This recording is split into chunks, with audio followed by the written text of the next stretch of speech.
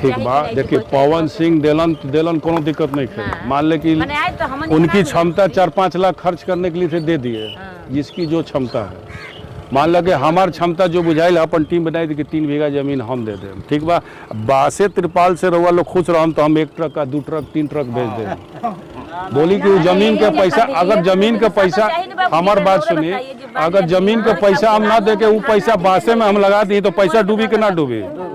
1 लाख रुपया हमार लाग गई बा सूखा राशन बांटे में। ठीक बा। तो हम कहनी कि 4-5 लाख रुपया लाग जी राशन बांटे में, तो हम कुछ पैसा लगा के जमीन ना किन लें, वह बटा जाए। 3 बीघा हम देव तो हम लोग के एक आदमी और बोले बाड़े 1-1 कट्ठा दे दिए, अपन डायरेक्ट पर्चा दे दिए खरीद के। मान ले सरकारी काम नहीं के वो प्राइवेट भाव दे दिए। जिसको जमीन नहीं है बाकी सरकार को का पैसा दे दीजिए ताकि दूसरा जगह चले जाए। जिनका जमीन गया है उसका मिलेगा, उसका लोग मिलेगा। पंचायत में देखा है लोग दूसरे जगह, लेकिन इस पंचायत में नहीं मिलेगा। अब दूसरा जगह मिलेगा आप लोग को। जिनका मकान गया वो तो मिल जाएगा आप लोग को। अब जाना नहीं जाना वो आप लोग के ऊपर डिपेंड करता है। अब जिनका नहीं गिरा है उसको भी पैसा दे के यहाँ से शिफ्ट करने की बात होनी चाहिए। ठीक है। हाँ, तो यह बात हमने अब हमने के पत्रकार के भी अधिकारी को भी कह रहे हैं आज से कि जो 1,20,000 तो बनाने का हुआ ना, गिरने का भी तो पैसा मिलना चाहिए क्या। हाँ, और एगो नियम है बिहार सरकार का कि जिसको जमीन नहीं है उसको खरीद के देगा बिहार सरकार, बोला है ना जी। तो हमको जिसको जमीन नहीं है, ऐसे ही झोपड़ी दूसरे के घर में लगाए हुए हैं, उसका सर्वे कीजिए इस पंचायत को, सबको यहाँ से पैसा दीजिए ताकि दूसरे जगह लोग आके मरे। ये अब हमने के आगे बढ़ेगा भाई, यह कहेगा भाई। ठीक ना। 7,000 रुपये। हाँ। और जितना 138 आदमी या कितना आदमी बा उनका 1,20,000 तो मिल जाना चाहिए। अभी तक देरी कर रहा है लोग। 1 कट्ठा जमीन श्याम बाबा के आसपास मिला था, मान लो 1 लाख रुपए कट्ठा मिला था। आदमी ओजो के लिए एजा मिला था गौरा के नीचे श्याम बाबा। हाँ, हम अपना तरफ से 3 बीघा जमीन हम कहले बानी कि हम किन के दे दें। 3 बीघा जमीन केने बतौले वालों केने ओने बा हम दे सके नहीं। हम कहले बानी ओजा जमीन के बात हो गई। 3 बीघा जमीन हम अपना तरफ से दे दें तो वो बा जमीन कटाव में ना रही। बाढ़ तो अबे करी लेकिन कटाव ना रही, वो जमीन ठीक बा। हाँ, कहाँ बा पानी कम बा, ओजा पानी कम पड़ेला तो ओजा एगो जमीन हमने के बतियले वाली जा। हाँ, तो ओजा जमीन एगो हमने के देखले वाली जा। तो जगह ठीक बा।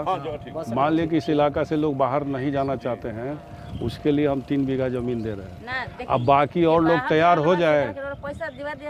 नहीं, सरकार से जे लेवे के बा हमनी अपन व्यवस्था ही करत नहीं जा। सरकार से तो रौरा सबके देवावे के बा, हमने के तो खाली कहला के बा। हां, वो बात सही बा। मुखिया जी बानी, अच्छी बताइए, मुखिया के गाली देला से या विधायक के गाली देला से कोई फायदा बा? ये पानी के रोक पाई? अच्छा, पानी के रोक पाई? केहू आओ तो कहता कि ई केहू नहीं के कहत सरकार से केहू आदमी आइल कि ना आइल, मुख्यमंत्री आइले कि ना आइले, डिप्टी सीएम आइले कि ना आइले। ठीक बा। देखिए पवन सिंह देलन कोनो दिक्कत नहीं है। मान ले कि उनकी क्षमता 4-5 लाख खर्च करने के लिए थे, दे दिए जिसकी जो क्षमता है। मान लगे हमार क्षमता जो बुझाइल अपन टीम बनाई थी कि 3 बीघा जमीन हम दे दें। ठीक बा। बासे त्रिपाल से रहुआ लोग खुश रहम तो हम 1 ट्रक का 2 ट्रक 3 ट्रक भेज दें। बोली कि जमीन के पैसा, अगर जमीन के पैसा, हमार बात सुनिए, अगर जमीन के पैसा हम ना दे के वो पैसा बासे में हम लगा दी तो पैसा डूबी के ना डूबी। 1 लाख रुपया हमार लाग गई बा सूखा राशन बांटे में। ठीक बा। तो हम कहनी कि 4-5 लाख रुपया लाग जी राशन बांटे में, तो हम कुछ पैसा लगा के जमीन ना किन लें, वह बटा जाए। 3 बीघा हम देव तो हम लोग के एक आदमी और बोले बाड़े 1-1 कट्ठा दे दिए, अपन डायरेक्ट पर्चा दे दिए खरीद के। मान ले सरकारी काम नहीं के वो प्राइवेट भाव दे दिए। जिसको ज़मीन नहीं है बाकी सरकार को हम लोग को डिमांड करना है कि मेरा टूटा है घर का उसका भी पैसा चाहिए। ये तो नया मकान बनावे के न पैसा बा, हमार जो नुकसान भइल के बाहर के करे। मान लीजिए पानी आवता कटाव होता है, रक्षा करना उसी का काम है कि मेरा काम है? सरकारे का नो काम बा।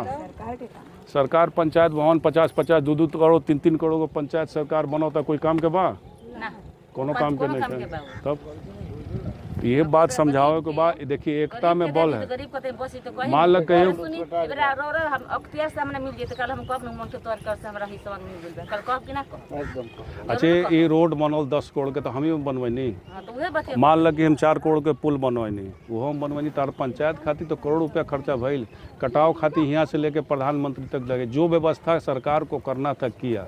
मान लीजिए सक्सेस नहीं हो सक्सेस कहाँ से होगा इतना पानी आप ही लोग सोचिए रोक पाएगा ना तो जब वो एथी बांध ना बना जब ले उत्तर प्रदेश से बिहार तक बांध ना बनाई तब तक कुछ ना हो। पानी ना रुक सके उतना क्षमता कर हम रोक दी तो रोक ना ये काम भी पंचायत में कर ले एकता बना के रखे के बाद हमनी के आगे का लड़ाई ढेर लागे के बाद मान ले ठीक बा लोग आइल बा बांटता अपन जैसन मुद्दा बा अपन का दिमाग से सोच क्या होता लोग वही ना जानता रहे के बाद हमनी के साथ है।